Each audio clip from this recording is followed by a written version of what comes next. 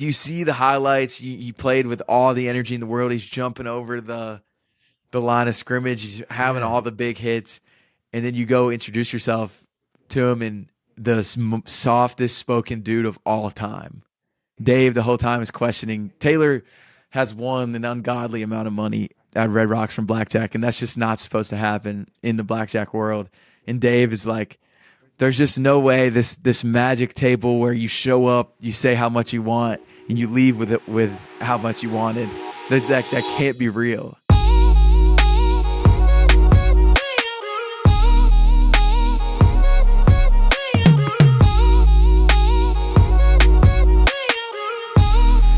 All right, episode 60. We're back this time with a guest. It's the off season. We're mixing up, having J.P. Hovey back on. He was on episode 10. Hove. It's always good to catch up with Hovey. That's our boy from college, and it's super fun to just hear about the cool stuff he gets to do with the new job he has.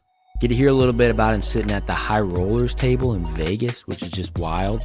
Running With into some crazy people. It's running into the most random famous people you could think of. Dude's living it up right now. He was sitting in a podcast room with Stephen A. Smith a mere, 2 weeks ago, week and a half ago, and now he gets the privilege of being with us on Undrafted Amateurs. I mean, wow. Look at that. Who would have thought? But yeah, it was a fun conversation. It was great to catch up with him, and it's just fun, like Alan was saying, to hear all the cool things he's been up to lately, especially around Super Bowl week and Media Row and those things. So we'll jump into that conversation in a few minutes, but before that, we got a little 2-minute drill focused mostly on South Carolina. So on that note, let's roll the clock. Let's roll it. So the South Carolina Gamecocks, we talked about this last episode, underrated in baseball. Kick off the season with a sweep over Miami of Ohio. You know, maybe not the most tenured baseball team of all time, but still a D1 team. 14-0 on Sunday with a combined no-hitter, which is huge because coming into the year, South Carolina's pitching staff was the big question mark. That's a huge statement to start the year off. No-hitter. Let's go. Love to see that. Unfortunately, basketball had a little bit of a rough week, but the boys are still going to play in March, and it's going to be nice. It's great to see. Tough. We still have a pretty tough schedule ahead. Plenty of games where we can still climb back up those ranks. We play number 24 Florida this coming Saturday, which is a huge game, huge matchup in Colonial Life Arena. So stay tuned for that one. Excited for that. And then outside of South Carolina sports, which you might be asking, why would anyone care about that? That's a great question. But free agency conversations starting to happen in the NFL. Moves, all the coaching changes are pretty much done now, but we will be talking about that more in the next coming weeks, as well as draft stuff. And then in college football news, the College Football Playoff Board of Managers unanimously approved a change to the model. So it's now a 5+7 model with the expanded 12-team playoff. The 5 highest ranked conference championships automatically get a bid, and then 7 at-large teams. And then within that, the 4 highest ranked conference champions are going to get the top 4 seeds. Past that, the 5th highest ranked conference champion fits wherever it does in the 12 team. It could be 6, it could be 12. So the only conversation really around that is like if Notre Dame, since it's not a conference member, would not be eligible for one of the top 4 seeds. Clock it. So here we go. Here's JP. Hove. JP, I was just looking this up. You were on episode 10. It's 50 whole episodes ago, which is kind of crazy. This episode 60? This is 60. We're saving the whole numbers for you. Nice, clean round ones. Ooh, So 50 welcome ago. back to Undrafted Amateurs. As you can see, things have changed a little bit. We got Alan Gene Jordan, sitting across from me virtually right now. Let's go. The other thing that's changed is we have something called Amateur Hour now, where we talk about the stupid things that we've been doing in our lives, the stupid things that we do. And Alan, really this segment is sponsored by Alan, and so he's going to kick it off for us. Yeah, I do something stupid at least once a week. So I usually have to call my girlfriend beforehand and figure out exactly what it was I did stupid. Elaine, help! Elaine. Help, Elaine! So this one isn't super bad, but it is pretty dumb if you think about it. So this past week was Elaine and I's 5-year dating anniversary, which is pretty big. Congrats. Yeah, thanks. We went on a little trip to South Florida, sunny South Florida. It was like 75 and sunny. It was great. Going to the beach. We get there, didn't bring a bathing suit. That's unlike you, especially. I know, man. You didn't have one in your car already? Right, yeah. That's what surprises me. Luckily, just had some shorts that can double as a bathing suit, and it was fine. But who goes to the beach and just doesn't bring a bathing suit, man? And you're the type of guy that usually wears a bathing suit. Like, Right, just around. you'd wear it on the drive. Yep. Yeah, that's nothing I would ever do. I would never just wear a bathing suit for fun. No, Joe would just wear pajama pants to class in college I actually did. every day. For Every day. all of the winter, I wore pajama pants to class. And then I did have 2 straight weeks where I only wore board shorts to class. Dude, that's a power Freshman move. You're year. either like really cool and do that, or you're really weird and do that. Or you just didn't do laundry in a long time. We still haven't decided which one Joe was. Up for debate. Yeah. I've been wearing the same clothes since high school, so it's all good. JP, I've got some nasty shoes that I've been wearing in the gym. And no lie, I've thought about you several times recently with it because I'm like, hey, JP would approve of these. I got them in the trunk. You know I keep them on me. You still on the Adidas? Yeah, the Ultra Boost. Let's go. I have a pair that look identical in terms of wear and tear. Bro, they're great shoes. Shout out Adidas. Yeah, sorry you're not trying to waste money. They make shoes that are so good that they're still high quality later. Yeah. How long did you have the previous ones for? It was at least 3.5 years. That's solid. Yeah. And if anybody needs to see a photo of the shoes, you can go to my Instagram. I made a tribute video to my shoes. We had a lot of good moments together. Yeah, my shout out, no free shout out. This is sad. It goes to these bonds you have with certain things, and it makes it hard to say goodbye. It's been a long In my old shoes, we saw a lot. We stormed fields. We went to new states. We found our parents. come a long way from where Shut down we Nashville. began. Oh, I'll tell you And even had a about homecoming. it when I see you I'm grateful for the time we spent, when I see but beginnings always find themselves in ends. And I'm looking forward to this next chapter. Who knew? All the planes we flew, good things we've been through. That I'll be standing right here talking to That was touching. I mean, I legit still have them in my trunk for when South Carolina goes on a run in football next year and I need to bring them out. Oh, you kept them. Yeah, Let's I have go. them still. I can't actually let them go. When they go on a run, because goggles season's going to be real next year. Yeah, we have the perfect schedule to make it happen. We don't have to dive into all that stuff right now, but But we probably should real quick. 2024 national champions. Easy. Something we should bring up with that is Sean Elliott's back. Thank God, the juice god. He's going to bring the energy back. He loves South Carolina. Also, when is JP going to help out with the spring game? Bro, I saw a little something with Shane, Coach Beamer. Coach Beamer, if you're watching this, you know what to do. I'm a phone call away. They actually just hired one of our friends that I've met through the Bussin crew. They hired him to the wait staff. So we have another person on the inside trying to make it happen. Is it a good hire? Do you feel good about it? He's a great hire. He comes from Michigan. Let's go. Obviously Michigan was like, they were a powerhouse, and their strength staff was so good that Harbaugh bought the main guy with him to LA. And so Winf was under him. Shout out Winfrey. We're talking weight staff, like weightlifting, right? Yeah, strength Not conditioning. like waiter. No, but hey, he could probably do it all. Which is kind of big because, I don't know, I just haven't been super thrilled with strength and weight stuff at South Carolina lately. So A lot of that's injuries. pretty big. A lot of A injuries. lot of injuries. Coach Day is a great guy too. I'm sure he's getting the boys right now, but it has been tough to watch. But full support. National champs. They heard it here first. Have you done anything dumb, though? Back to amateur hour? Oh yes. Me personally, there's plenty of things I've done dumb, but the one thing that's sticking out in my head is we have some friends in Nashville that have never seen the Batman trilogy, like the Christian Bale ones. Never? Never. Wow. Never ever?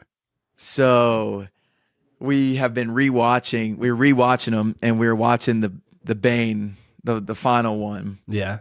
Now, mind you, these comments that I'm about to bring up have been happening throughout all of the movies, but I've held my tongue. And this goes for all superhero movies. I can't stand when people will be like this is more of like a pet peeve, but people are amateurs watching superhero movies. Agreed. Like Batman gets out of the pit. This is just one example of probably 20 throughout the whole movie.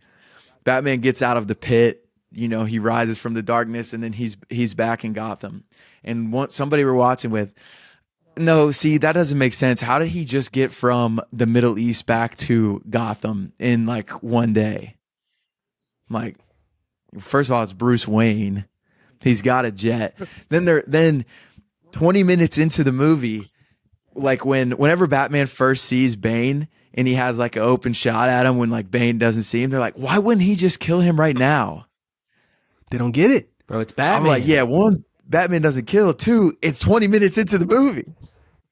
Like, why are you so pressed? And it's a superhero movie. I told them, I said, I thank God, and I will never watch the Avengers movies with any of y'all because I promise you, Thanos will be up there and he'll snap his fingers and one of y'all will say, no, see, that doesn't make sense. How does half the universe get wiped out just by snapping his fingers? They don't get it.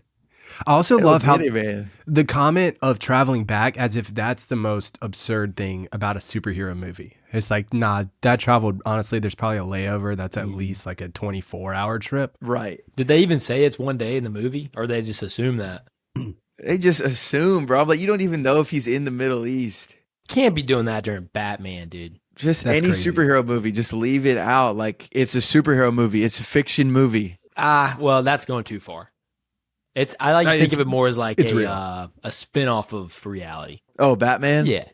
I mean, Batman might just be straight up reality. Fair enough. Which this is another debate. Maybe you guys can have it another time. But the best assassins, and recently Batman obviously really isn't even in that category. But I've been thinking, and I do believe Jason Bourne could beat Batman hand-to-hand combat. Hand-to-hand? Yep. Nope. But maybe that's a discussion for another time. But then he also uses the gun too. So I think you're right. But then also the fact like he's a well-rounded assassin. Yeah. I'm taking Jason Bourne over Batman every day. No way. Not taking that at all. That's ridiculous. You think John Wick's better than Jason Bourne? Yeah, I'm going. Who would win in that fight, though? I'm going John Wick. Oh. Bro, have you ever seen John Wick kill a man with a book? Jason Bourne killed someone with a pencil. I'm pretty sure John Wick did that too. He did. Come on. He killed a Yeah, lot we of do the people, to same be thing. fair. So it's easy to forget. But with Jason Bourne, you got to remember, he's doing this all from scratch. Like, he lost his memory, and it's just muscle memory against the best assassins in the world. An entire country is after him. John Wick, he almost lost to an obese man in the fourth movie. Dude, don't spoil In it. a club. Don't spoil it, bro. I haven't seen the fourth movie. You haven't seen it yet? You ain't missing much. Wow. What I will say about the fourth movie is it made my choice of when we did the zombie apocalypse draft, not picking John Wick might be one of my biggest regrets of this podcast. Yeah. And then I watched the fourth one. I'm like, dang, Who was pick number 1 in that? I don't even remember. I blocked it all out. Dramatic. It's called a repressed memory. Dang, did he run around on you on that one? When's the last time you won a draft, Joe? Dang. Has Alan just been running it? Ooh. So we did the all-time, or not all-time, the current NFL player dream team. Oh, yeah. I stand by the fact that mine's better. But Madden, for some reason, liked Allen's more. It was total. Madden, It's because they social media, Brandon Aubrey everybody missed the that looked kid. at it. the voters. The voters. Dude, Come Patrick on, Mahomes and Andy Reid are going to win another Super Bowl with my team. That's all I got to say. We need JP's thoughts on it, but Yeah, we'll get you to look We at the would've sent full it to you roster and see afterwards. what you think. Yeah, I need the full roster to see. hold on. I'm pulling it up. Joe's about to get pressed, bro. I am about to get pressed. Alan, you just been dog walking him Dog walking. This is crazy. on his show that he created. He said, come on here and check this out. See what you can do. You know, you don't have to be good at it right away. Hasn't won a draft since. Because how many episodes have you been on? Been on like 7, maybe. Got you. Maybe more. I need to see more action from you guys on your personal socials. Oh, we do. We do need to do that. I don't even have a TikTok. Yeah, and that's our I biggest, mean, TikTok for that's our sure, biggest account. but Instagram, bro. I need to be able to pull up on Alan G. Jordan's page and know, like, oh, this dude he's got a podcast where I need to check this out. Yeah, you do. You do. We also need to hop on. What we should have done tonight is segue into this from Pushup Tuesday. I know, bro. And I didn't think about it until I was just kind of too late on it. Maybe next week we can hop on at the end. Yeah, I was telling everybody on the live, all 20 people. I got to be quick because I'm going on Undrafted Amateurs. Go check out the show. That's huge. What a guy. Can you see that? Yeah, I can see that. All right. So team 1, team 2, look at it. Give your thoughts. I mean, something that jumps out immediately is the vibes guy. I don't know how you. I mean, Ronnie Coleman is. I think he basically invented that. Lightweight, that baby. position. Let's see. I like Team 2's quarterback room a lot. You can read it out for the people. All right. Team 2's quarterback room is Pat Mahomes, Joe Burrow, Josh Allen. Team 1's QB room is Lamar Jackson, Tua, Aaron Rodgers. Interesting to put Tua in that room. But I guess, I mean, with the other names taken off, I don't really know who else you would take. Let me look at the D-line. One D-line has TJ Watt, DeMarcus Lawrence, Myles Garrett, Cam Hayward, Aiden Hutchinson, Chris Jones, Dexter Lawrence, Vita Vea, Jonathan Allen. Yeah. Max Crosby. Y'all know I got Max. Nick Bosa, Michael Parsons, Danielle Hunter. Is that his name for real? Yeah, that's for real. Shout out Danielle, man. Great player. great player, 100%. He made a super Trey team. Hendricks. Yeah. Okay, I mean, here's the overall, like, obviously both these teams are just insanely stacked. Are you kidding, bro? There's obviously one answer. Everybody on social media thinks there's one answer. and Not one answer everyone. only. Everyone's like, wait. team 1 clears, team 2 clears. No, right. That's what No. I'm saying. They're picking one and one only. I see where this happens, where it all goes downhill for team 2. And it is the running backs. That's where it happened. We clearly started sabotaging each other. Yeah. So like I went out, tried to clear out the quarterbacks. And he that just was left trying to bold pick though, up. because you can only start one quarterback, and you picked Mahomes, Burrow, and Allen, and I only had Lamar Jackson. So, I mean, again, you can only start one quarterback, and I think I stacked up wide receivers when you were doing that. Oh, the DBs. I like Jalen Ramsey is good, but I also don't. I think there's other guys that are better DB1s than him. Joe, I think specifically did that to sabotage me because he's on the Dolphins. And look at him Again, smiling, like I said, there's bro. a little bit of definitely what happened. saboteur. Joe is a big sabotage guy. Oh, Joe was? Dude, me picking You're wild for that. Me picking Christian McCaffrey is not a sabotage. It's just a good pick. Also a sabotage. You get in my mind, and then I try to sabotage you, and then I end up losing because of it. If we're being honest, He dude. said it out loud. Kind of self-sabotage. Let's go. Dude, the mental warfare this man plays is crazy. I took a note out of Christian's book because he was running around with you on the Florida Man Challenge doing that. Oh, dude, it was just like your gut to go with this. That's crazy. Yeah. Yeah, I mean, you could make a I mean, Joe's coaching staff is just Very unreal. I mean, I respect the Dan Campbell move by Allen, but if he is the one that's making the ultimate decision, we saw how that could play out. Hey, I'll still ride with him on that one. I like those calls at the end. No, yeah, I mean, it is fun for the game. I like my coaching staff, my quarterback room, your receivers, your running back, my offensive line. D-line's kind of a split. DBs are kind of a split, and I got linebackers. That's my thought. No, I got DBs. Okay, fine. You got DBs, I got linebackers. Also, the TJ Watt, just people are so obsessed with him. People love TJ It's Watt, ridiculous. apparently. Why wouldn't they? He's good, but like the fact that he made a Pro Bowl with 5.5 games, like what was it, 5 sacks 2 years ago? Like, Oh yeah, it's just- I mean 2 years ago, sure, but what about this year? No, he's great. I'm just saying, like, I don't know, the fandom for TJ Watt is out of proportion, in my opinion. There were just people flipping out on social media that we didn't pick TJ Watt number 1 overall. And I mean, I guess you can make an argument for it, but I'm picking Myles Garrett over TJ Watt. I mean, I know, I obviously there's a lot more to that position than just getting like the sacks and everything, but when you look at TJ Watt's numbers compared to everyone else, it's like how in the world did he not win the MVP, defensive MVP? Nah. I Should really? have been Max all the way. Yeah, that's all I was gonna say. More is required. Max Crosby, he should have been the MVP. I'm not saying that he's not Just say you hate him. top bro, it's 5. okay. I hate him, dude. I hate him. That's the We thing. did pick him Clip kind of it. low. It's just that, like, I don't know. I think he's overrated in the sense that everyone thinks that he's like God tier of players. I respect the take. Yeah, I still have the better team for sure. So you're going team one? Make a Yeah, call. I mean, yeah. Sorry, Joe. This is officially an L for me. Man, watching the Madden game was awesome. We did it 2 days after the Super Bowl, JP, and freaking lost on special teams again. It was brutal. Well, if you look at the kickers, if it's going to come down to the kicker, you got Brandon Aubrey, who was really good year one, but first year of playing in the NFL, versus Justin Tucker. So, Yeah, I mean, I don't know why you didn't pick like Harrison Butker or something. that was the I conversation should've. right And that before was the my- game. I was like, I know that I should have done that. I'm just hype on Brandon Aubrey right now. It's 3 phases to the game, Joe. You know that.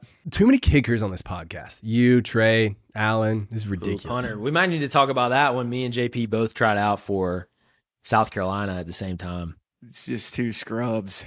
Dude, we should have trained together for that, and we Yeah, why didn't totally you? didn't at all. I caught the injury. What injury did you have again? Turf toe. Oh, dude. I had a So hammy injury that was just nagging, so I was kind of like self-conscious about working out with other people, so that's probably why I didn't reach out about it. Yeah, I mean, what really needs to be addressed is how much we can't stand Jamie Speronis. Dude, what a clown. Walks in, plaid shorts, visor, flops, and says, you know, if you guys were going to be on the team, you would already be here. We really don't need a kicker. We have the best kicker in the nation right now, so good luck. Gives us 3 Yeah. kicks. I don't know how many punts we got because I wasn't really worried about the punts, but it was 3, wasn't it? I think it was 3. Dude. And same with field goals. Got one. Did you kick field goals that day or just punts? I don't think so. Yeah, dude. We got a field goal from the 35 left hash, 40 middle, and 45 right hash. And that was it. Hit all of them and into Wasn't high enough, right? Yeah. You were 3 of 3, Alan? 3 for 3. And yeah. We gotta write that wrong. Crazy, man. Yeah, he said, I asked him, I was like, so what was wrong with my kicks? Like they all went in. And he said, we're looking for 3/4 of the way up the goalpost or more from 45 and out, that's high. So I mean, also like maybe half or less. like Elliot Fry was awesome, but his whole thing was like being money from 45 and in. Right. That's exactly right. Like, why do you need a massive leg if you're accurate in college? Like, it's good to have a massive leg, but Elliot Fry was just super consistent close up. And then after Elliot, we didn't have a consistent kicker the next year. And what Cost us. it's when Parker White, his first year, and turned out to be so good. But that first year was rough. first year was rough, but he turned out to be really, really good. Yeah, I think we have a good guy coming in, so we should be Gucci. What's Jamie Speronis doing now, dude? Fired. He came to IMG Academy while I was working there. Ooh. Him, bro, and like I think Dillman was there for like a second, and then he left too. But I heard Speronis was in town. I said, "Oh man, Did you ever get on to him about it? he's gonna have to see me." No, I talked with him one time. I didn't get into it with him, but They made a big mistake. yeah, I lit the fire that's in me now. That's why I work so hard. Heck yeah. You're Motivational. saying IMG. It's been like what, 2 years since you left now? Pretty much. 2020, I think I left. Sheesh. 4 years? 4 years, bro. Dang. It's like I three thought it and was a half, crazy. I I guess. thought it was crazy that it was 2 years. I know, Good. right? That's nuts. Been at Bussin the whole time since? No, you did. You went down to Florida a little bit afterwards, right? Yeah, did my own thing for a second. Dang, dude. Sucks you're not a Florida boy anymore. I know, man. You know, I'm still always scheming. I have a phone call this week with some guy with the ATP Tour. We're gonna discuss some things. So Got to get you down to the tropics, dude. Was there this I past know. weekend. It was so nice. What's the weather like in Nashville right now? horrible, bro. Nashville weather is so trash. The winters suck, and just that the sun is never out, Got to get to And- the tropics. bro. Yeah, combine no sun with just like staring at a screen all day, and that is my personal just torture. Editing days are tough.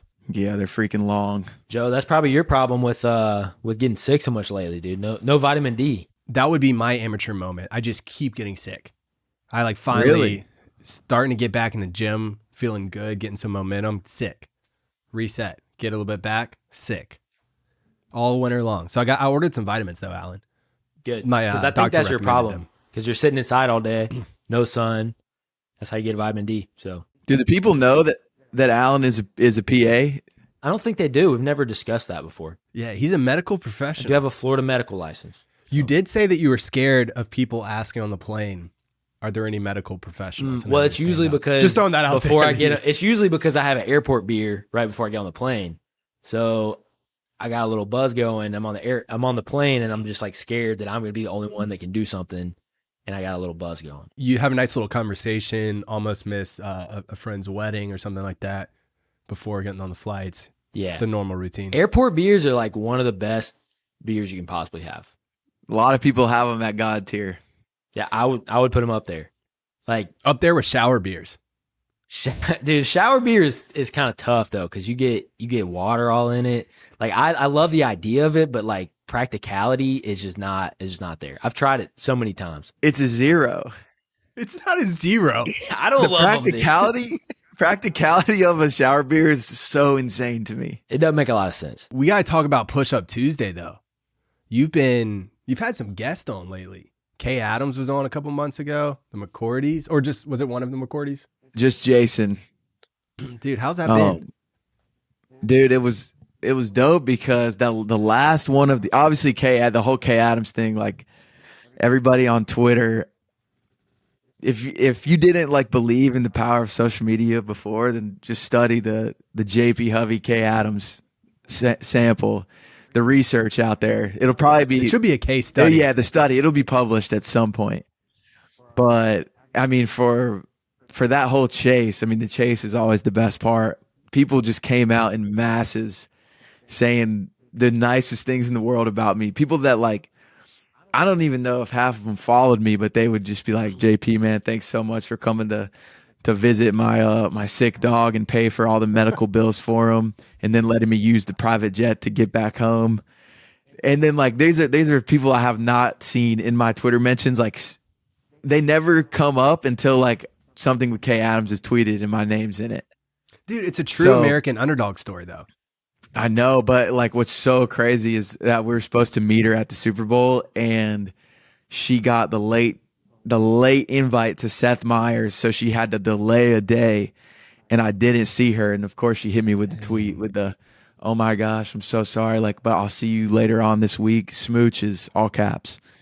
And sure enough, didn't see her later on that week, but that's not on her. That's more so on Taylor, which Oof. there must be. Sometimes I question his personal agenda between me and Kay Adams' friendship. What did Taylor do to not make this happen?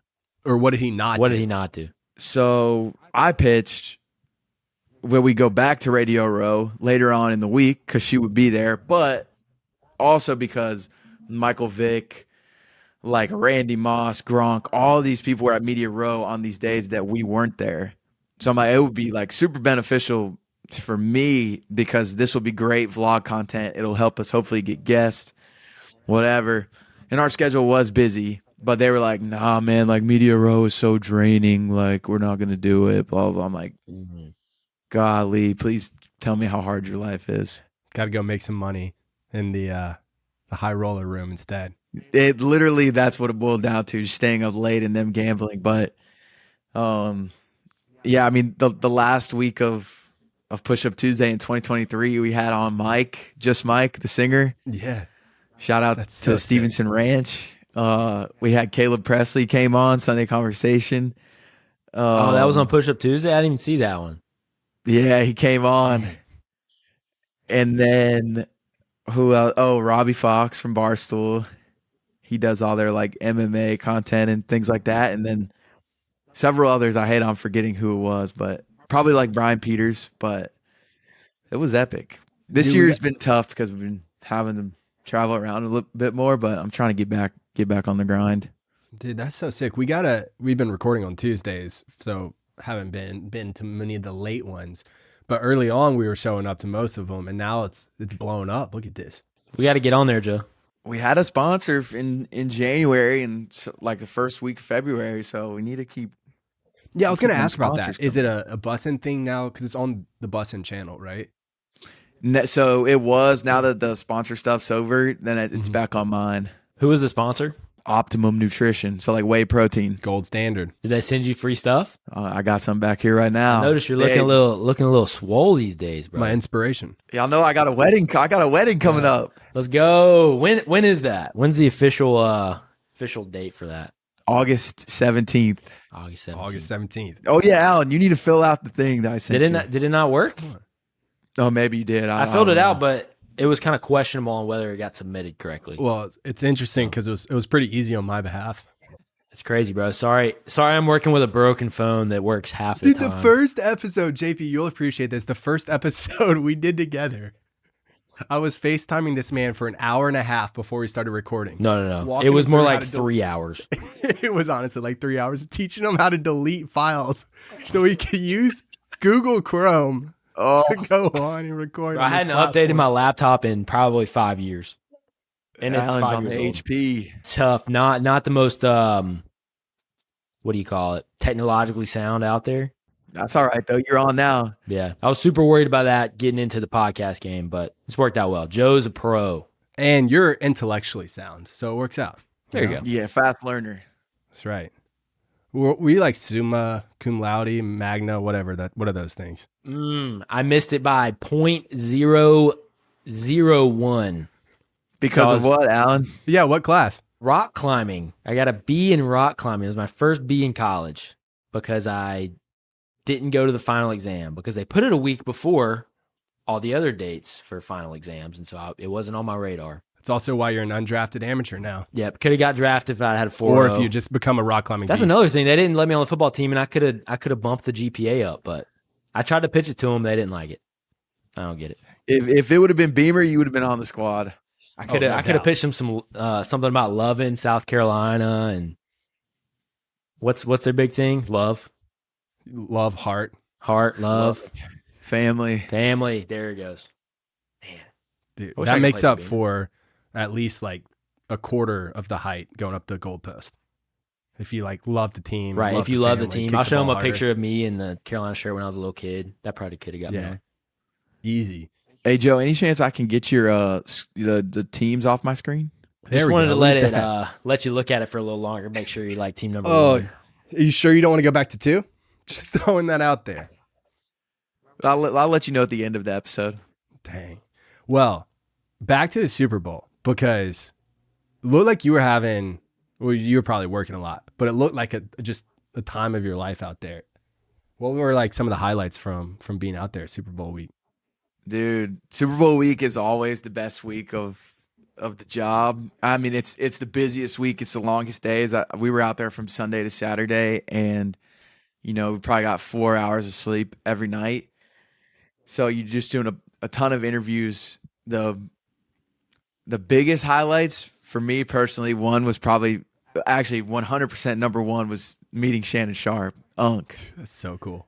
Just the absolute GOAT. I wish I could have met Chad, but Chad was not around at the time. But I did get to go to their live show, and it was all time. T-Pain showed up because he was doing residency like down at like the room over or whatever, which is the best part about Vegas because last year was in Arizona. So like unless you're scheduled to be in an event, there's not really a chance you're going to run into anybody. And in Vegas, it's like people are just walking around everywhere. But meeting Unc, because I love Nightcap Show, and Sterling Sharpe, his brother.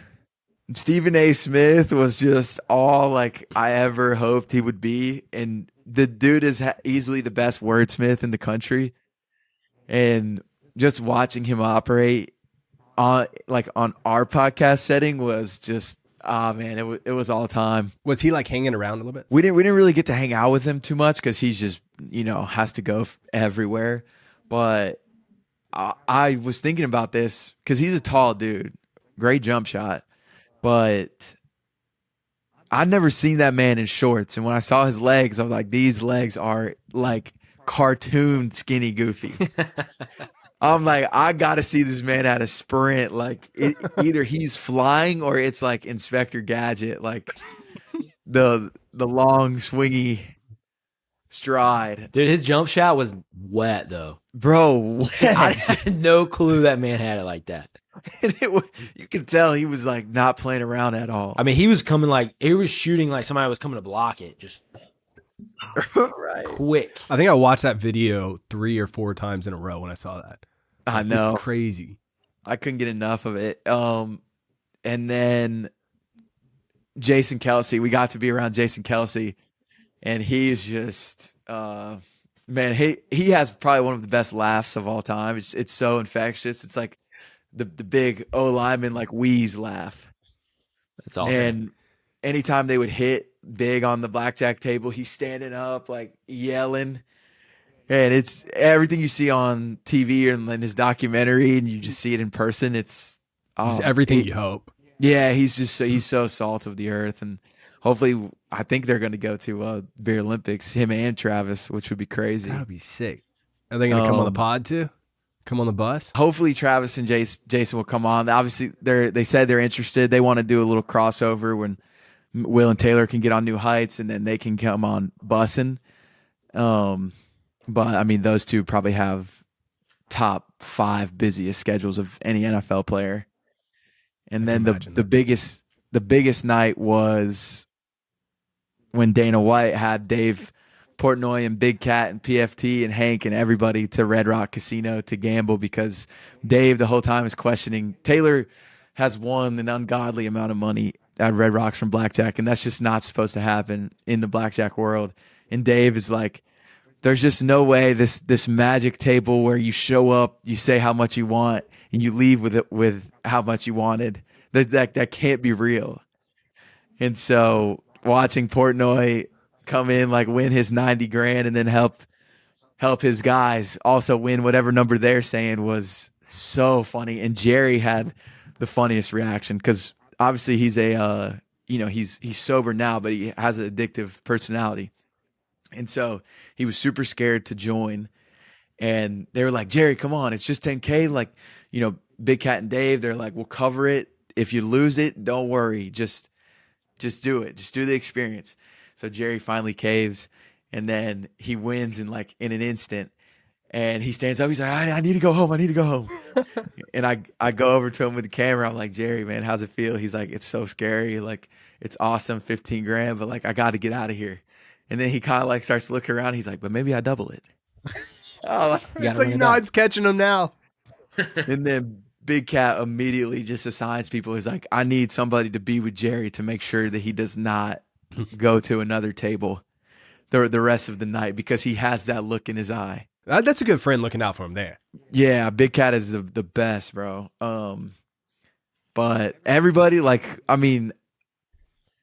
I think 7 people in a row won at least $10,000. Yeah. Did it seem like the whole table was up? From the stories that I heard from it, I'm like, Red Rocks is about to go out of business. That's like what it sounded like. Dude, I mean, literally every single person won. Dave won 90. Big Cat, I think, won 20. And then everybody else probably won 10 or 15. Will was down as much as 300, like 50K at one point. Taylor was down 120K. They all fight their way back. So He was down 350K. That's wild. Dude, we've been in there at times when Dana is down like 1.5 million. And does he fight his way back usually? Yeah, I mean, when you have the ammo, it literally just comes down to do you have the time to sit there and right and make it happen? I would have all the time for 1.5 million. But that's Would you have all the ammo? Not the ammo. None of the ammo. 0 of the ammo. I got the time, not the ammo. Tough problem to have. Dude, but I always wondered though, people like Dave and Dana, what does their bank account look like? Like their statements look like? You know how we get on our app and when you get paid, you see it's in green or whatever. Mm-hmm. I wonder if it's since they're involved in so many businesses, do they get 4 deposits a day of just an insane amount of money? I've always wondered how those people's bank accounts work, and how many different places they have money. right? Do they even have a bank account that like we have? Dude, taxes got to be a nightmare. Absolute nightmare. Yeah. Those are all the same people that figure out a way like not to pay that much in them. Right. It's because they got a team working on it. I always wonder like how closely could they estimate the amount of money they have at any given moment. You know what I mean? When you've got like $1 billion, it's like good luck getting within 500,000 at any given moment. Right. In the high roller room, did you ever get to do any betting at all? Did they let you do anything? Every now and then we do. I'm like, dude, I have the worst luck on the tables of all time. If everybody's winning, I'll be the guy that's losing. And so it's happened enough times to where I legit just like, no, I'm not playing. You ever get booed out? They're like, get him out of here. Ruining the No, vibe. because nothing, my losings never affect them. Yeah. So, but I mean, now Taylor, he is very generous with his cash. And, you know, if he gets a blackjack, sometimes he'll throw you the winnings from the blackjack since it was just the free money. Ooh. You cash that money. chip in ASAP? Yeah, so I mean, I did well this past trip. 7 days out there, a lot of blackjacks hit in that room. Your boy is front and center on that right shoulder. How much is in one of those? Like, how much do you get from that? Yeah, how much do you make? That's what we want to know. Like each blackjack? It all depends on his hand. So like the most we made, like they handed Jack and I $1,000 chip one time, Let's go. which is nice. Just for standing there. Yeah, you know, standing there filming. Yeah, I'll good gladly accept the bonus. But I went on a little run in Baccarat, which got my funds up. Well, I mean, they were Taylor's funds that he let me play with, but I got it up. Hopefully one day, man, we'll be hitting those 5-figure trips. Dang. That's a lot of money. But that's awesome, dude, that you were positive on the week then. I'm assuming. I was positive with very little risk. Hey, that's the best best way kind of of doing positive. Yeah. Yes. it. Maybe we should just like set up by the high roller rooms and offer to be their videographer. Bro, My word. there's Business I mean, plan. any streamer you can imagine is like walks through that room. You know, all the Nelk boys. Drewski came in like another time we were there, and it was like everything was super tense in the room because I think Dana was down like $700K, and Drewski comes in all camo, toothpick in his mouth and Crocs, and just looks around. He's like, this don't look like the place for jokes. I think I'm gonna head out. I literally looked at Mitch next to me. I was like, oh, was that Drewski? And sure enough, it was. I'm so mad I didn't say anything to him. That is wild. And it brings up two questions for me. One is, how tense does that room get when someone's down? Is it kind of just like, let me melt to the wall? Yeah, I mean, especially when you're in like my shoes, Mm-hmm. when, you know, obviously you have no skin in the game. You're kind of just watching there, and, you know, you feel for them, but it's happened so many times now. You are a little bit like, well, ultimately they're going to find their way out of it and it's going to be fine. But you're just like, man, I better not even stand here with a smirk on my face. And y'all know me, my resting face is like a smirk. Yeah. So I'm like always moving my mouth around, trying to keep myself looking serious. Dude, that would terrify me because I'm a nervous smiler. Looking mischievous over there. Bro, yeah, it's like, it's not ideal. Dana handles it well. Right when you think he's like super pissed, and you know that's not somebody you want to be around when he's pissed. He like will crack some joke or like to the dealer, and you're like, okay, everything's okay. I can. It's I like can a little breathe. pressure valve releasing. Yeah. Is he the Dude, and wildest then- gambler you've seen? Like the most money on the table? Oh, dude. I mean, seeing like the 1.5 million, like it's all $10,000 markers that they put out like whenever they owe, and you know they put it in like rows of 5, and it's just like stacked across. I'm like, I know they got cameras in here, but what would happen if I did maybe just? A lot of the casinos don't let him gamble there because of he has unlimited ammo. He's almost not guaranteed to win because it's gambling, but close to it. They banned him, but during Super Bowl week, Caesar's Palace, they upped their limit on their hands, and they were allowing people to do $70,000 hands. Whereas like Red Rocks I think the max they'll let you do is 30. $70,000 hands.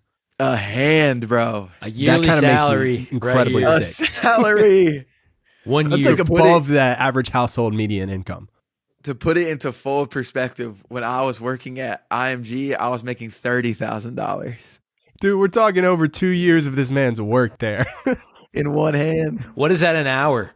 Yeah, I have no idea. Not a lot. 15? Well, Is that 15 an hour? yeah, I mean, especially for the hours I was actually working too. Oh, dude, that's the worst when you start tallying that up. Yeah, and the 70K, shoot, they win the hand. That they make 70K in 5 minutes. Dang. It's nice. Must be Having nice. money makes it a lot easier to make money. Yeah, the rich get. The rich get richer. Second question I have for you. Does everyone just have their whole, like, own video crew that's following them around everywhere? Yeah, a lot of the dudes in there live stream, so their videographers are just walking through with a backpack and like 5 cords hanging out of it, and then you'll just see Steve will do it. He had like on the Apple Pro Vision goggles, and he has the chat pulled up, and in one end of the room, Taylor is winning $90,000. The other end of the room, Steve is walking around with these goggles on, like, chat, y'all check this out.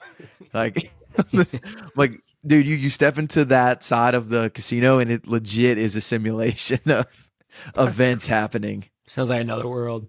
Do you have any beef with any of the other videographers? Like, y'all roll up kind of like Anchorman, with you roll up and just have a Rick killed a meet. guy. Yeah. Yeah, where's the Channel 5 crew at? Yeah. No beat. Like, a lot of them are great to chop it up with. Yeah, that's good. Well, like, what which can we is say really to start cool. beef now? Yeah, no, that would be funny. Don't worry, we can clip anything you want. Make sure it starts some beef right here, right now. We can get it going. Dude, Stew it up. Honestly, the Nelk boys are the one, like, their crew is the one that's usually there the most, and they have so many employees, it seems like. So you never even know. That's like always a new guy. That's crazy. Yeah. Like, what are we talking, like 20 people? I mean, not that they'll all be in that room, Or but just it's like on their staff? Yeah, exactly. Like on Thursday, you'll see like two videographers, and then the next day you'll see completely different guys. And it's just like, where the heck are all these people coming from? Dang. That's so wild. Dude, we saw Charles Barkley.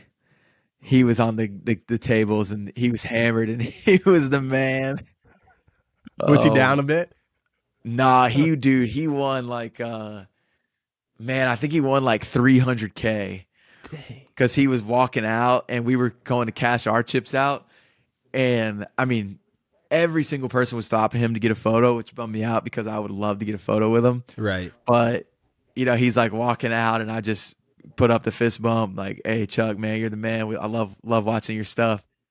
And you could tell when he first saw me put my hand up, he was prepping for me to ask for a photo, but I never asked for the photo. And when he realized that, he stopped and looked at me. He put his hand on me. He said, "I really appreciate you saying that, man." And That's better than a photo. yeah, That's awesome. really appreciate that, man. You mind if I grab a photo now?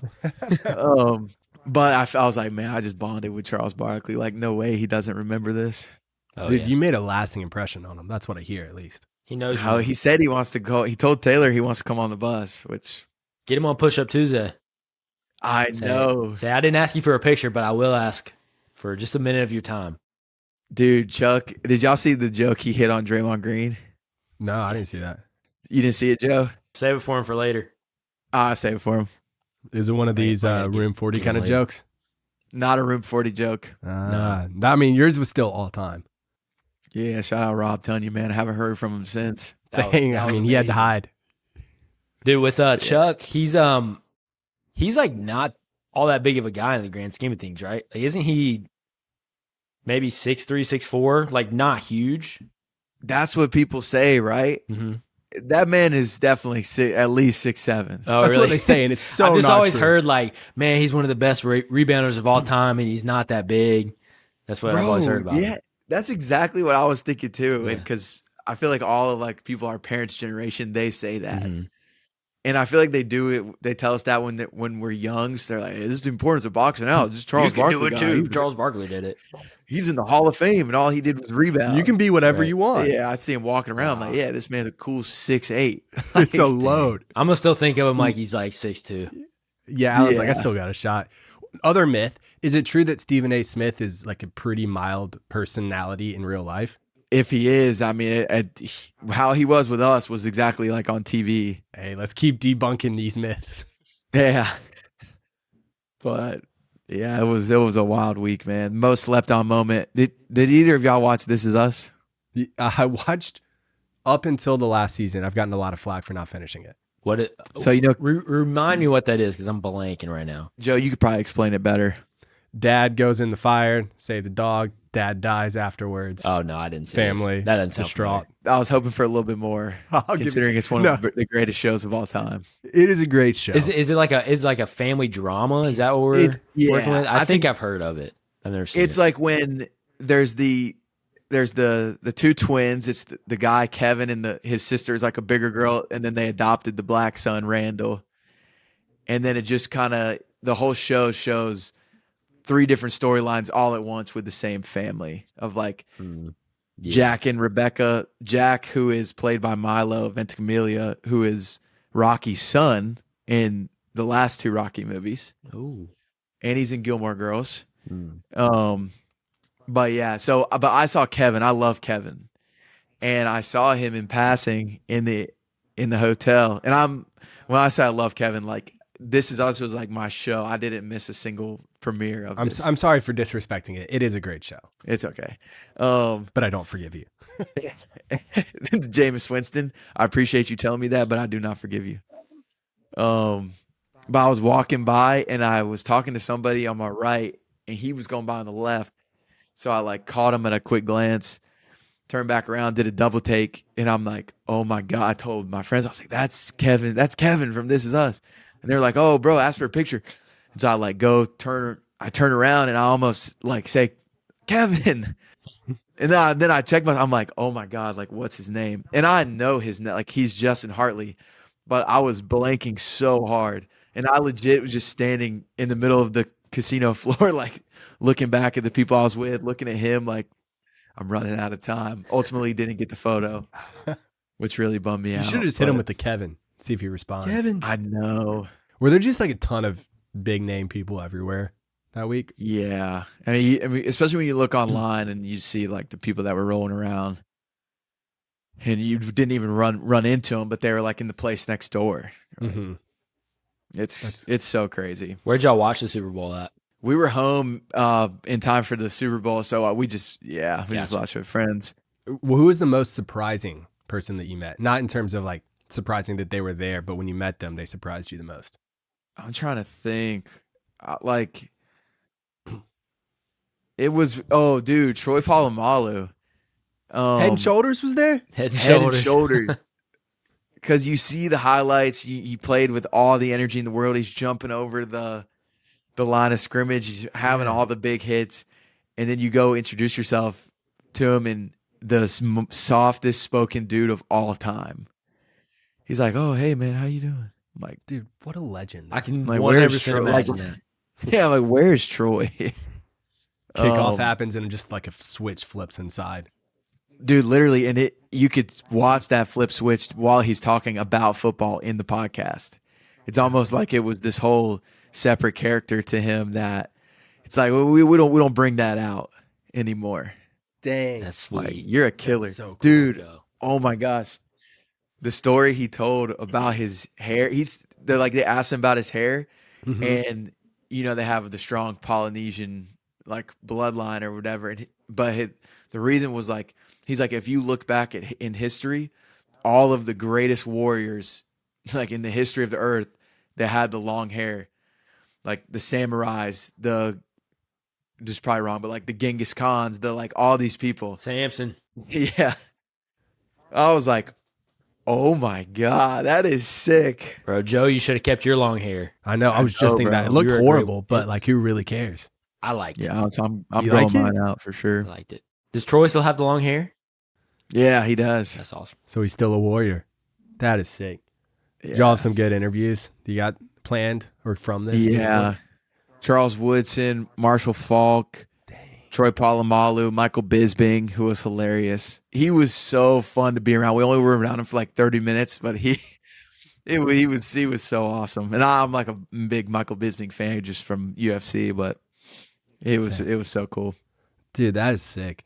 I wanted to ask you, you brought up you got a conversation with someone from the ATP tour. Can you talk any about that or what you got going on? Yeah, it's really not anything too crazy. I hopped on my favorite social media app of all time, LinkedIn, and Which you've been killing it on, by the way. I appreciate it. I need to up the game, but I was like, I'm looking to make some more connections in the tennis industry. Like, y'all let me know if there's somebody I should reach out to. That's all it was. Mm-hmm. And then within like 10 minutes, 2 people from the ATP tour message, super friendly of them because, I mean, they didn't have to do that at all. And one guy is like the director of athlete branding, which would align pretty well with like the stuff we do. And then the girl was a director of like production. So I'm sure she helps out with all of the media rollouts and promos for the year and the Netflix documentary. So I'm talking to that guy, and I think what I really want out of it is just to see if he knows of anybody within like a player wise who would be interested in like the podcast world, the social media world, and kind of just pitch it how Will and Taylor built it. Like they were the first active NFL athletes to have a podcast. Like tennis still doesn't have that. And the market the market is massive. So and just kind of picking his brain, like, what are y'all doing now? What do you hope to do? Where do you think somebody like this, an idea like this fits in? Do you think the ATP tour like would ever be on board with it going forward? And whether that entity lived under the Bussin umbrella and was just ran by me, or it was like a partnership with the ATP tour, or ideally maybe just like a player, then I will go that route. But just trying to shake as many hands as possible. That's going to be cool. Would this be a podcast that you're doing with them in theory? Yeah, hopefully. The goal is definitely to get in front of the camera. And I mean, I love editing, but there's the longer I do it, the more like particular I kind of get with it, like what I love editing. Some of the stuff can be pretty mind numbing. I will say, like, I feel like having done both for Undrafted for a while, what I realized too is when you're the editor for it, it clouds so much of your judgment on like what should I do, because you're constantly thinking about the amount of work that goes into it. And so it is kind of nice to separate those. Yeah, no, and it's nuts too because I'm on my last like 3 projects for Bussin. I promise you, like at the end of editing it, because it's been long hours editing it because you want to get it out in a timely manner. Every single time I was like, oh my gosh, like I might be one of the worst editors in the country. Like this is not a funny video. This is not entertaining. I need to figure out, I got to figure something else out. And then all 3 times, like the response from the people watching is like awesome. And I'm just like, oh, like it's like the biggest relief. I'm so stressful when I hit publish. I'm like, dude, oh boy, here we go. This is it. That's the creator journey. And like, especially with the vlogs and things you're doing where it's more than just regular editing, like you're taking so much creative liberty on it that every time you're like, this is just garbage. It's like not too bad. Nah, it's terrible. Like, maybe it's okay. Nah, this is the best. And then it's just like hitting all 3 of those. And dude, and nobody watches the videos before I post them. Yeah, so you're just sending it. Yeah, JP, did you edit the meat eater one? Yeah, bro, I was just about to say that one of the so funniest. It gave me the vibes of like when you're helping your dad in the shop as a little kid, and he's like, "Grab the wrench," and you're like, "What's the wrench? What do I do?" Grab the Phillips head. Yeah, which one is that? Nah, son, that's a flathead. That one killed me, bro. Bro, and that's exactly how it was. Freaking Steve Ranella is the man of all men. Dude, that looked like just a crazy trip. That video was awesome. The glasses too, as the edit, the sunglasses were great. Oh yeah. Did he really miss a bunch of clays at the beginning? He was, bro. He was, and you could tell on the inside he was hot. I'm sure he was, dude. Great shot. I mean, I guess all his videos are edited, right? But still, like, dude hunts all the time. You know he's a great shot. He was nervous in front of JP. I get it. Yeah. He knew it was about to be in the vlog. Oof. Yeah, dude, it was well done though. You crushed that. it was a really cool experience, man. Like, I mean, it's probably like a top 3 experience because I've never been to Montana, and all that stuff is just so unfamiliar to me. And their whole crew is so awesome. What city And were y'all in Montana? in Bozeman. Gotcha. So That looks sweet. that Man. was awesome. I would love to go back out there. It was so fun watching too, because I don't know if I've told you this, but one of the things Alan and I want to do is 50 for 50, where we go to like all 50 states and do an adventure outdoor in each state and make like vlogs of it. And so that one was Like that. Yeah, that would Spot have been on perfect what for we like wanted, yeah. Montana or something.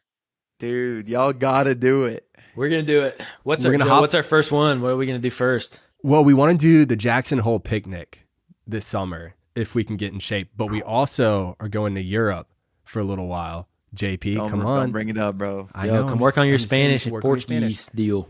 But we're gonna stay afterwards, presumably.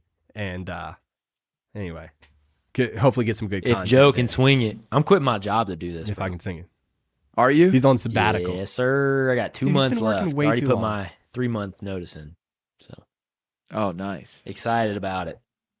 Yeah, Joe, we got to stay That's over there, awesome. bro. And JP, you're more Joe, than you're welcome your to own come. boss, bro. I know. That's what I'm saying.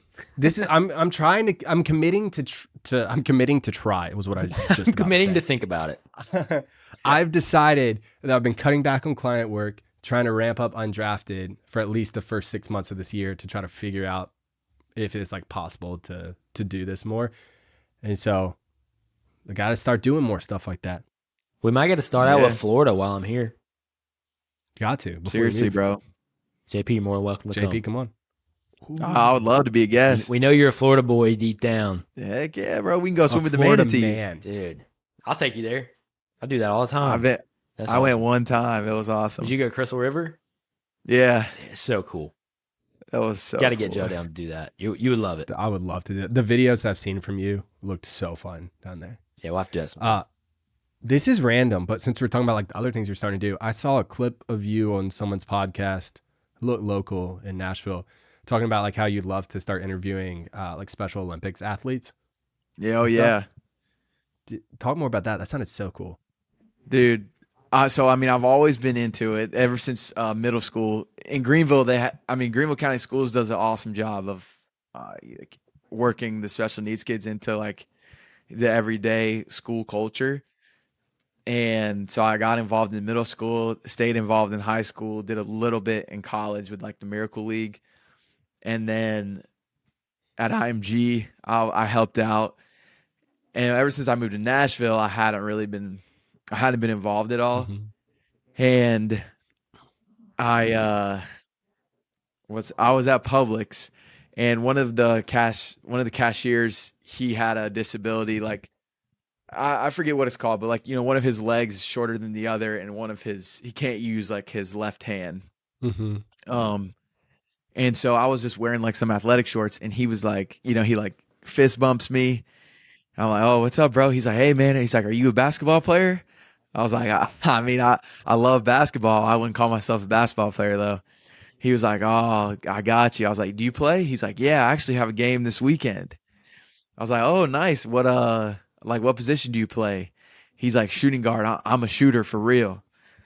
I was like, okay, like what, I was like, you listen to music before the game? He's like, yeah, you know, I listen to Fort Minor.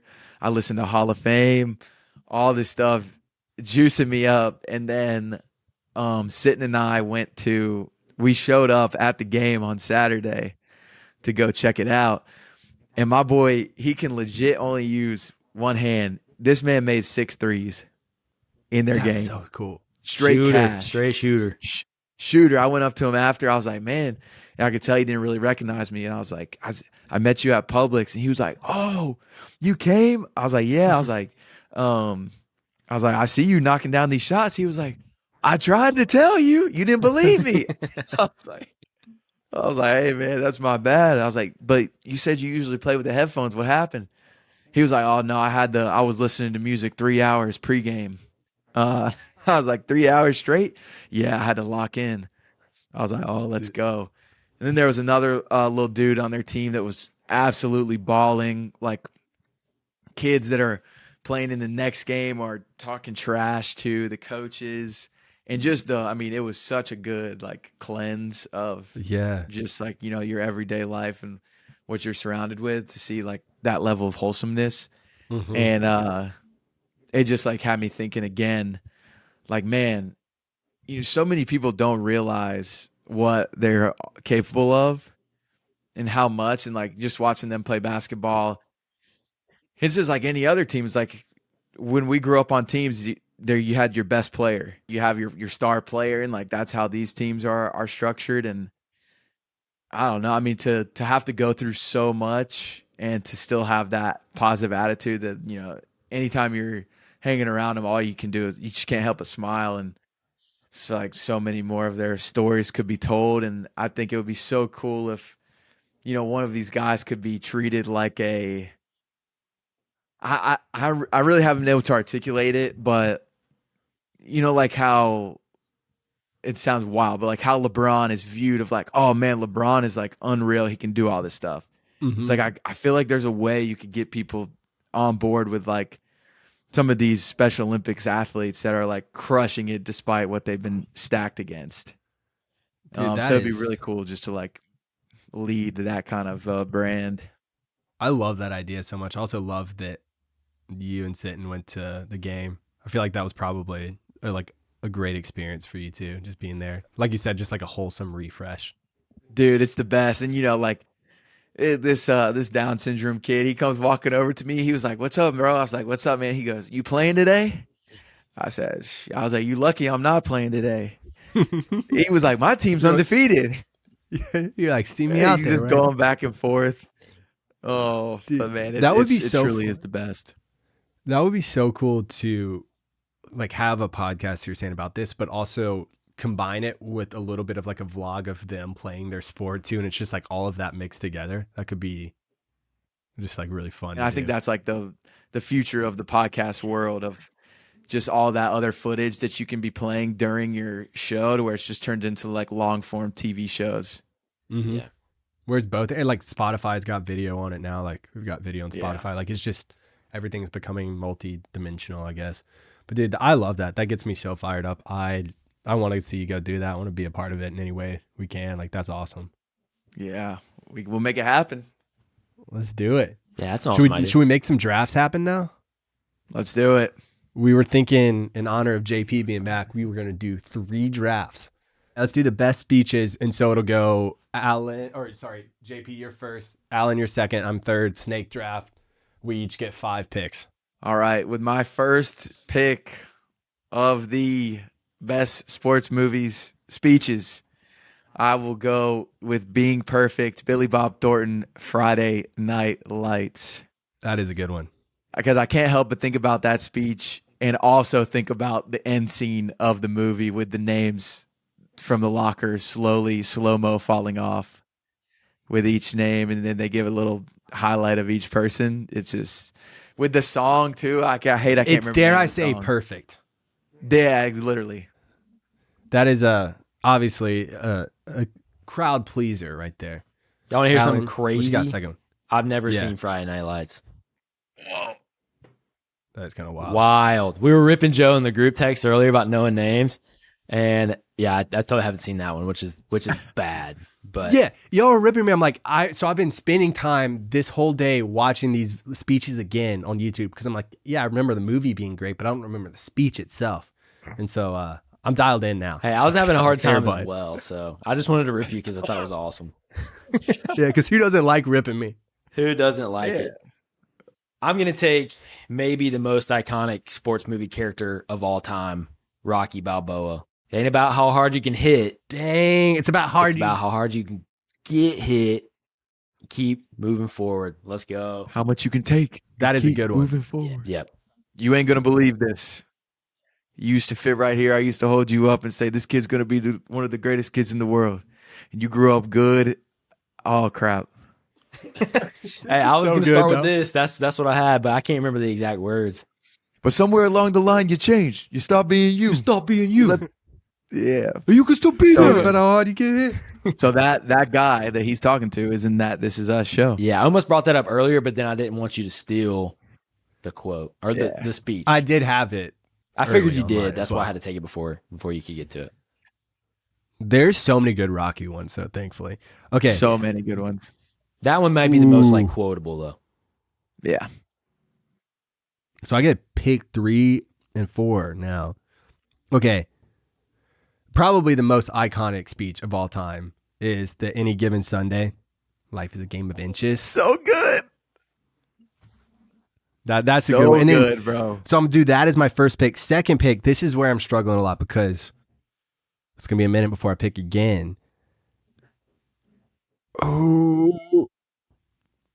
Miracle. Great moments are born from great opportunity. Great 2 choices. Great moments are born from great opportunity. And that's what you have here tonight. That's what you've earned here tonight. Ooh, That's earned good. it. Yeah, bro. Hey, and that Any Given Sunday one with just the guy in the background after like one of the lines, he just goes, "Hell yeah." Yeah, I forgot about that. Jamie Oh, man, Foxx that's in good. there. Dude, that is just Jim, the cast. Jim Brown. What is cast right there to watch there? It was so fun. Legendary. Let's get me fired up. And dying. Number 2 for me, one of the most sneaky, inspirational movie characters ever, Mr. Miyagi I love this. in Karate Kid. Karate. Daniel-san. Let me just read it so I don't mess this up. Daniel's laying on the ground. He's scared. He's in the final battle. Mr. Miyagi says, "Daniel-san, it's okay to lose to an opponent. Must not lose to fear." I got goosebumps talking about it. Repeat that for us. It's okay to lose to opponent. Must not lose to fear. No fear. Daniel Man, if you admits don't he's take- afraid. Mr. Miyagi says, Don't let it do that to you." And Daniel-san goes out and wins. Get me That's fired good. up, baby. That's real Let's good. go. If you take anything from this whole episode to anybody listening, that's what you should take with you right there. Must not lose the fear. Don't do it. No fear. Don't lose the fear, Don't man. do it. Don't do it. All right, what you got, All right. JP? I'm going to go with Coach Carter. Yeah. What is your deepest fear? Mr. Cruz. Our deepest fear is not that we are inadequate. Our deepest fear is that we are powerful beyond measure. Yeah. It is our light, not our darkness, that most frightens us. You know the rest. What a powerful movie in the library or in the gym where they're like making up for all their schoolwork after the season that looks to be canceled. They still showed up. You saved my For- life. Exactly, bro. And Mr. Cruz, you still owe him 300 push-ups. And then my next one is, man, this is one of my favorite speeches of all time, and I do almost have this one fully down, memorized by heart, and that is the janitor in Rudy when Rudy quits the team. Ooh. He said, "Hey, what are you doing here? Don't you got practice?" "I quit." "Since when are you the quitting kind?" "I didn't make the dress list." And what I forget Rudy's next line. He goes, "So you didn't make the dress list. There are greater tragedies in life." "Yeah, but I wanted to prove to everybody." "Prove what?" "In this lifetime, you don't got to prove nothing to nobody except yourself. And if you haven't done that by now, it ain't going to never happen. You hung around with the best college football players in the land for 2 years." I actually mixed that up. That was supposed to go before. And it was supposed to end with, "If you haven't done that by now, it ain't going to never happen." He goes, "I wanted to see you wanted you to see your first game in the stadium. Hell, I've seen too many games in this stadium. I thought you said you never seen it. I never seen a game from the stands. I rode the bench for 2 years, thought I wasn't being played because of my color. So I quit. Not a week goes by I don't regret walking out that door, letting them get the best of me. And I guarantee you not a week won't go by you won't regret walking out, letting them get the best of you. Now go on back." I'm going back. One of my favorite ones. That was I good. I hate myself for freaking messing up the first part. I thought you did pretty well. The character work was good. The cadence between the two of them, interrupting yourself was very impressive, by the way. It was tougher than I thought it was going to be. Next one's a little more lighthearted. From the movie The Replacements. Keanu Reeves' character, the quarterback, giving a halftime speech. The big quote that comes from this: "Pain heals, chicks dig scars, glory lasts forever." Something to be said there. The whole speech is maybe, not up to par with the others, but that quote, that's one that gets me going. I love that. Love that movie too. Yeah, underrated for sure. This is tricky. There's just so many good ones that I didn't even think about, and now everything's flooding in. I've got to go. This is pick 3. I got to go Remember the Titans. You make sure they remember forever the night they played the Titans. Leave no doubt. Also, blitz only. Blitz all was a great strategy that I loved in elementary school and Madden. And now I get another pick. I'm going to go with my favorite movie of all time, The Sandlot. When Babe Ruth visits Benny in his bedroom and he says, "Heroes get remembered, but legends never die." Can't go wrong with Benny. Mad you took the Remember the Titans one. Is that the one you wanted? Oh, yeah. And I should have taken it way earlier. Just got hyped up on.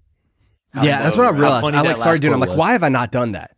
Yeah, I kind of slept on that one. I don't know if you can. I don't know how much you can say this is a speech. How many words does it have to be a speech? It's not about how many words, man. It's about the impact. All right, this one's for Carl Weathers. There is no tomorrow. There is no tomorrow. That one gets me. There is no tomorrow. Rock going. That one is so. Rocky's hype. at his rock bottom. Tomorrow. Tomorrow. There is no tomorrow. Man. So this next one, this is tough because it's a toss-up between the last speech in Glory Road before the national championship game. The 2-minute. Yeah.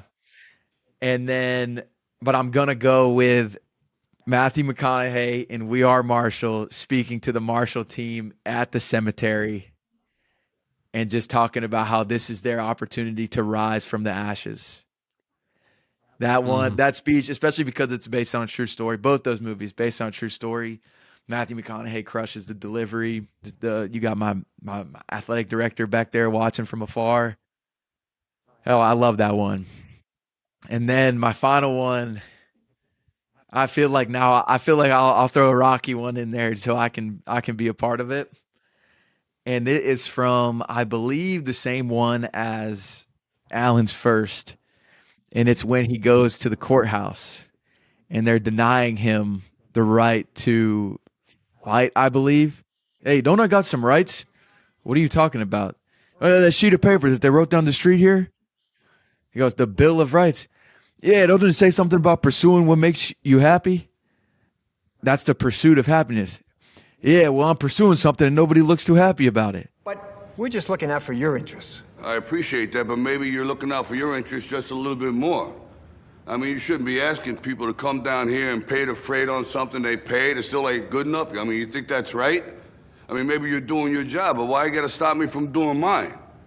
Because if you're willing to go through all the battling you gotta go through to get to where you want to get, who's got the right to stop you? I mean, maybe some of you guys got something you never finished, something you really want to do, something you never said to somebody, something. And you're told no, even after you pay your dues. Who's got the right to tell you that? Who? Nobody. It's your right to listen to your gut. It ain't nobody's right to say no after you earn the right to be where you want to be and do what you want to do.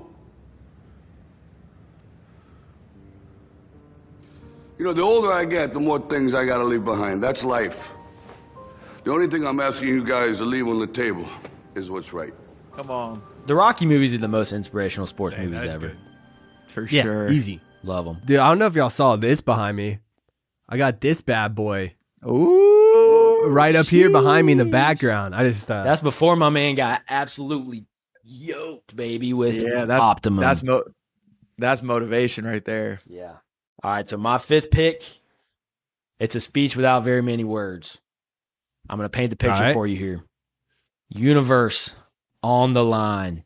Maybe the biggest sports game ever. I know what this is. Halftime, we're down to the Monstars, one of the best teams ever assembled. Michael Jordan is giving a very motivational speech, right? And the Looney Tunes are not having it. They're falling asleep. Bugs Bunny Bugs Bunny steps in with one of the most motivational moves of all time. Puts water in a bottle. Bottles up lightning. Michael's secret stuff. Bugs flexes on him. Shows them, yo, this is going to get us going. They come out, save the universe, beat the Monstars. Maybe the most pivotal halftime speech of all time. With very Save the few world. words. Save the world. So I'm going Bugs Bunny. That's iconic. Huge. That's What a iconic. great pick. Michael's secret stuff. I like that. I'm going to go 3 quick honorable mentions. One, Invictus, when he's like, listen to your country. That one's pretty hype because they're chanting. Yeah. Then I don't care what the scoreboard says. That's a good one. And then Moneyball, when they're all like partying after the loss and he comes in, like bangs his bat on the locker. He's like, is losing fun? Yeah. That's a good one. But the one I'm going to go with is Cool Runnings. When he goes, look in the mirror and tell me what you see. Junior? He goes, I see pride and I see power. But it's not about what I see. It's about what you see. It's about what you see, dog. Feel the ride. And he's like, Rhyme, look, it's bobsled time. And he's like, I see pride. I see power. Again. What do you see? I see pride. That's a great movie, by the way. That's a great movie. Iconic. Thursday morning, anybody that tunes in is going to have the greatest day of their life. Dude, They're going to be so fired up. Wake up to Christmas. Dude, I hope Yes, anyone listening at this point in the podcast, which you should because we're having a grand time together, you've got to be fired up. You're running through brick walls. Easy. That's my thought, at least. Just bottle up some water. Michael's secret stuff. That'll get you going. First thing Thursday morning. What's our next one? So if you had to end the episode there, you're hopefully on a high note, but we're going to take it up a notch and go with the best fictional athletes on a field day. We're doing a multi-sport competition of fictional athletes. If you have a superpower, that superpower is not allowed. It's like a Sky High when they take the powers away. That's what's happening here. Ooh, this is Sky High. Let's go. That's a I know we perfect really reference, are. dude. That just came to the dome right in the moment, which I appreciate. Alan, you get first pick. Then I guess it's me, then JP. Mistake. This one's so easy.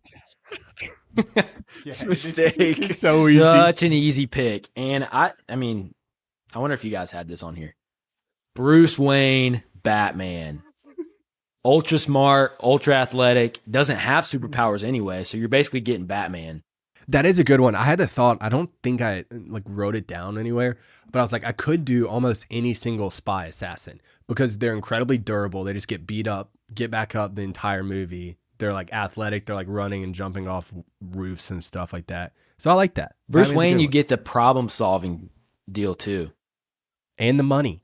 Big on the mind games and the money. Your uniforms Yeah. would be sick. Dude, I didn't think about that. Yeah, y'all Batman are unis? dripping in there. Let's go. Come on. I'm going to go with Rocky then. I feel like, yeah, we're talking mostly about boxing, but just the mindset that he brings, the endurance, the fortitude. It's a great pick. Motivational. Can we use animated characters or no? Yeah. Yeah, go for it. Okay. My number one pick will be the man with the most determination, the willingness to work the hardest, and that is Goku. All that guy lives for is training and competing. He puts his fatherhood aside, literally just in order to get stronger and get better. And that's the kind of commitment I need on my team, someone that's willing to leave their family to sacrifice for a greater cause. So I want Goku as my number one pick. That's nice. Now I have my second one, correct? Yeah. Damn, Yeah. Goku's a good pick. To match with Goku, I'm going top heavy right now. Give me Thor. And really, I'm just pretty much taking Chris Hemsworth because I don't know if you've seen his Instagram, but the man is surfing, the man is snowboarding. He does the Arctic swimming challenges. If you've seen Limitless, Yeah, I was about to He say, I put- was trying to remember the show name. yeah, I mean, he is another guy willing to put his body through anything in order to put out a good product. He's fast, he's strong, he's a great teammate. And yeah, Goku and Thor, my top two. Dude, those are some good picks there. Those are good. I will go. Ooh. This might be too early to pick him, but I'm a little bit nervous that Alan might get him in one of his two. Don't let Alan live in your head I like this, can't. bro. He's I gonna know do it. this is He's this is gonna where do it. Alan's messing me up, and I'm probably selling right here.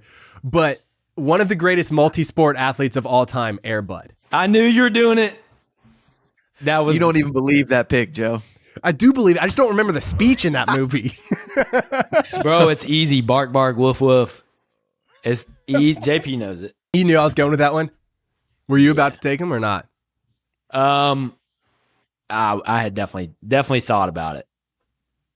I feel like it should have been like a pick 3, but hey, you Yeah, never I know. mean, it's a pretty good pick though. So I get 2 back to back here, right? yeah. Oh yeah. That's what I was nervous about. Man, I hate that Rocky got taken. That's Also, I huge. wish that I could not let Alan get in my head, but my only goal in this draft is to sabotage him. And by the way, in case you're wondering, Alan, my next pick is solely because I know that you probably want him. Just so you know. If this does you any good, I have no clue who I want. I'm going straight off the rip right now. All right. I am inspired by Thor. I'm picking Thanos. Give Big me boy. Thanos. Thanos. The Noppy. Big boy. Batman and Thanos. We're winning the tug of war. Absolutely. That is true. Yeah, but Goku. I'm kind of stuck right here because I definitely was going to take Airbud. Hate it for you. Yeah, I that's really do. I mean, you're not putting me in that much of a blender. I was just going to take him. It's not like it's going to be that much. I know, of a but I know game you changer. like him. You would have What's felt your- good about No, taking him. Alan. What's your team right now?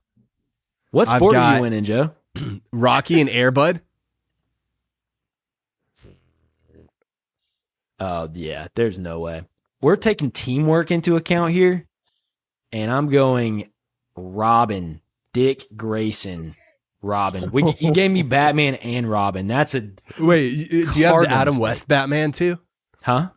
You have the Gotta Adam be the West Adam Batman. West Batman. We're to be determined. We'll see. TBD. Because Bruce Wayne, Christian Bale does not have a Robin. Yeah, we're going Adam West. I used to No, get my parents to I'm record going. that. I'm going cartoon Batman. Oh, you should have done the Adam West. I got my parents to record that on VHS because it would come on like the graveyard TV slot, and I'd have to watch it every day. Yeah, I'm going okay. cartoon. So I got Batman and Robin. Mhm. Joe. Yep, Oh wait, no, it's Yep. JP. Who is it? JP or Joe? it's me. You got him rattled, Dang. Alan. All right, Oh, I'm dude, gonna I go just with thought of one. I'm gonna go with Michael Jordan in the Space Jam. In Space Oh, Jam. dude, I don't know if you can do that. That's I like can't- what do you that's mean a I real can't have my- person. Yeah, but he's Joe's also. Michael Jordan. I mean, would you not choose Michael Jordan if you could? And there's a movie version of Michael Jordan. I mean, I guess that's fair. Yeah, you can have that. You can have that. Yeah. We'll give you that. Sorry that I have a goat on my team. I almost texted in earlier and said that we couldn't do that, but I guess I didn't. Okay, do that. I will. I have enough picks. I'm a man of No, honor. it's okay. You That can keep it. If this offends you, I will take Michael Jordan off. No, you can have them. You can have them. It's a fair. I'm saying I didn't set the rules beforehand. Okay. Also, that was the pick that I just thought you might want because Jordan. I would definitely have gotten him if I thought that was fair. I said no superpowers though. Michael All right, Jordan's what a you real got, life JP? hero. Mine. I'm gonna need some speed. So this guy doesn't even have. He doesn't even have a superpower. This literally is just him, and I will be taking Roadrunner. I almost did Roadrunner too. All that man knows is speed. I And love that with- pick. With Goku and Thor, I think I got my strength taken care of, so I'm rock with Roadrunner. I almost did Roadrunner. I wanted Dash before we were saying no superpowers. Yeah, I was gonna take. That's the problem. I was gonna take the whole Incredibles family. I already got Roadrunner, so I don't want to dip back into those Looney Tunes, but this might spark something for someone. Lola Bunny was on my list for multiple reasons. Got to get her on the squad. But I will be including a girl on my squad, and I will be including Dottie Henson from A League of Their Own.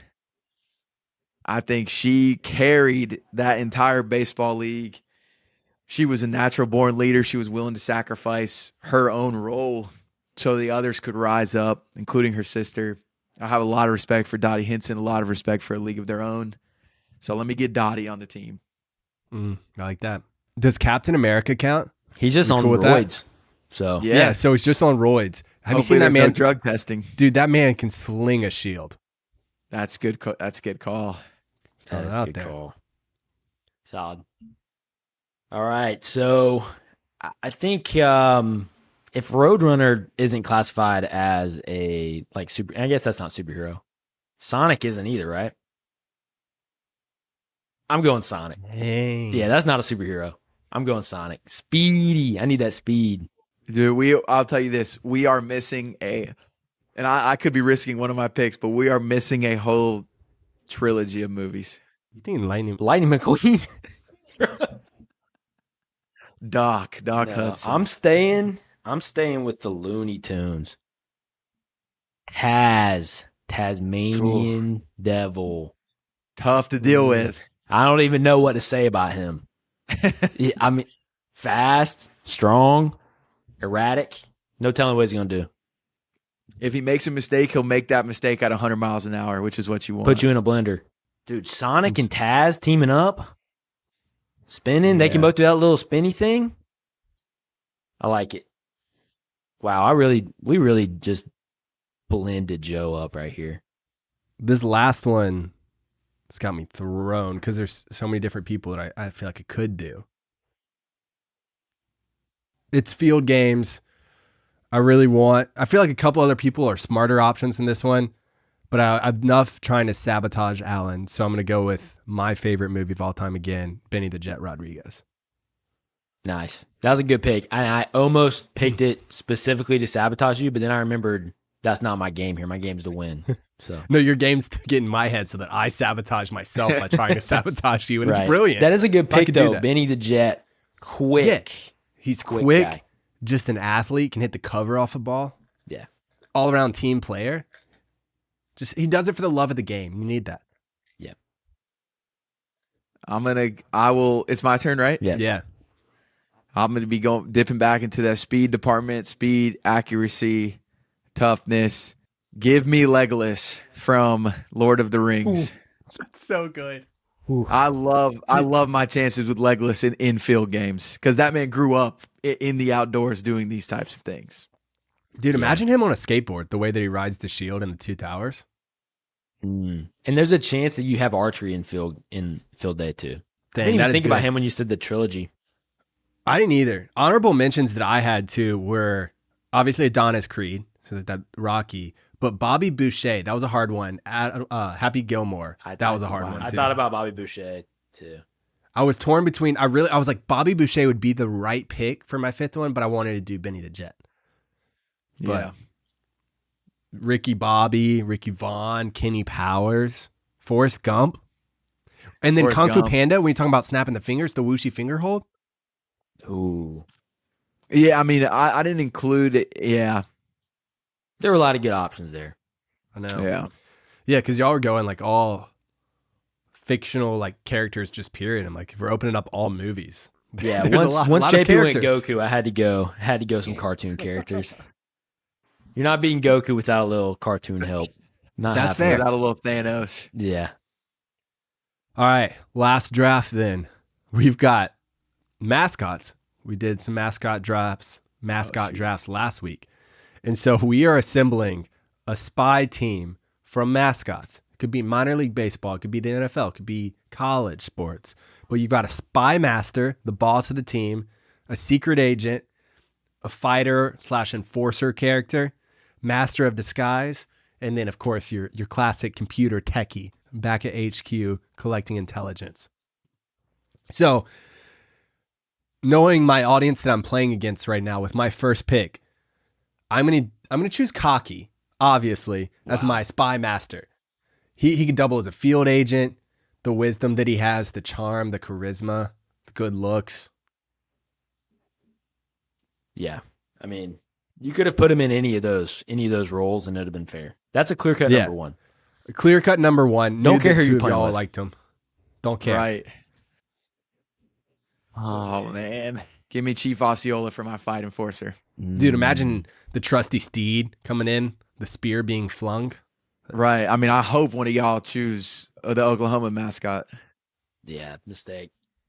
That's a good one. That's a real life one. I would whip into shape. Go ahead. What you got, Alan? That's a good one, but you're not going to want to mess with my guy. Enforcer, Big Red. Beast. Western Kentucky. Beast. We don't even know what Talking he about is. Andy Reid? I could have honestly put him in Master of Disguise because I don't even know what he is first off, but it's kind of hard to hide a big red guy. So he's my enforcer. Dude, that's a good one. What you got for your second pick? Ooh, I forgot that's how snake drafts work. That's Master of Disguise. Almost everywhere you go, in North America, you're going to run into a forest.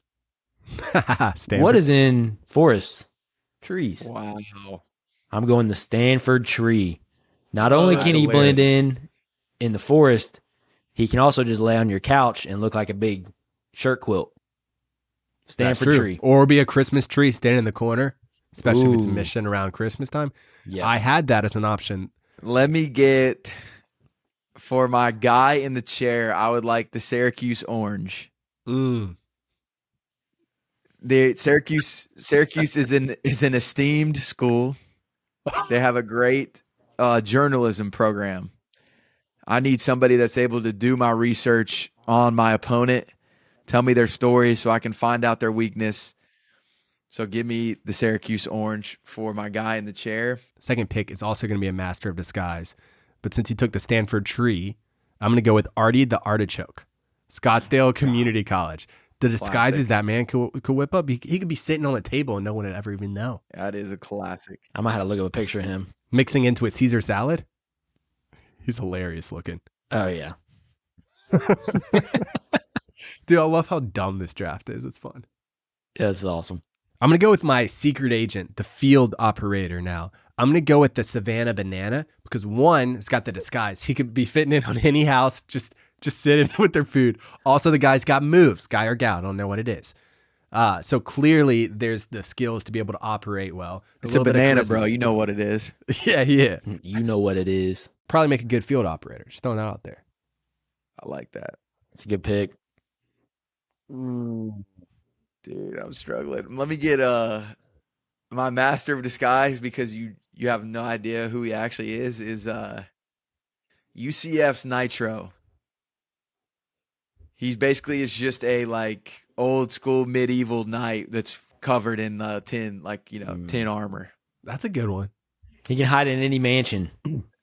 Yeah, exactly. If this is like, I'm assuming we're going after rich people. So Right, and all of them have suits of armor in their hallways. That's just like Correct. a given for being That's the rich. classic Scooby-Doo disguise.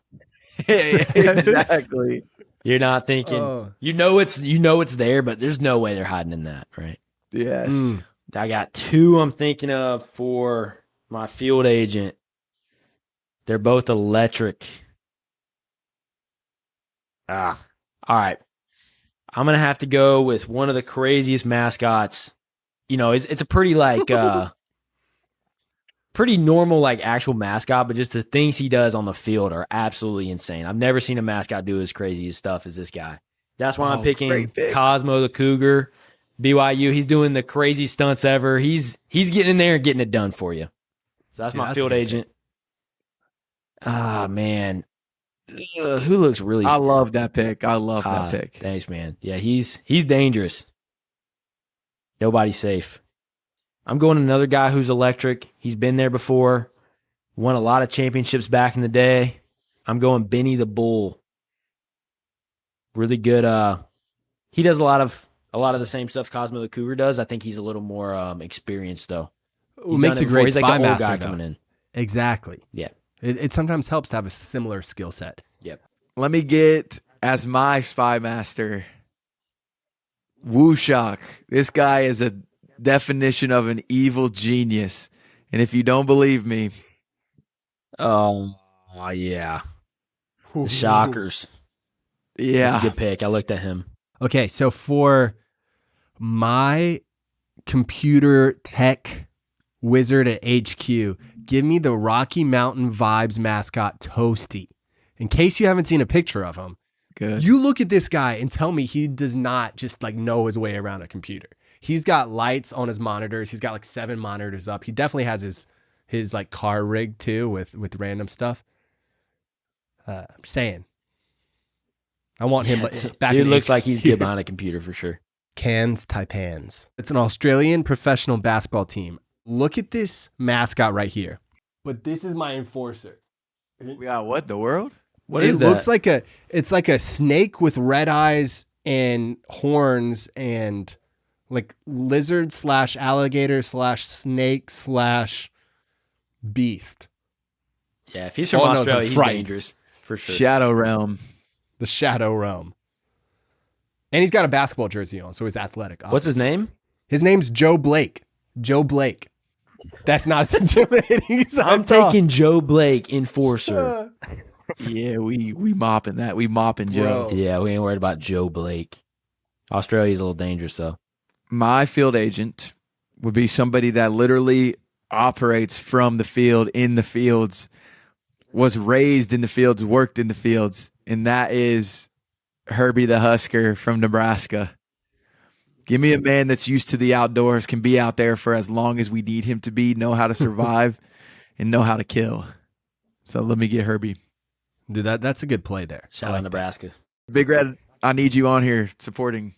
I would say you'd make a good outdoor master of disguise if you had the Stanford tree, but he's out there in the field without it. So I like Right. that.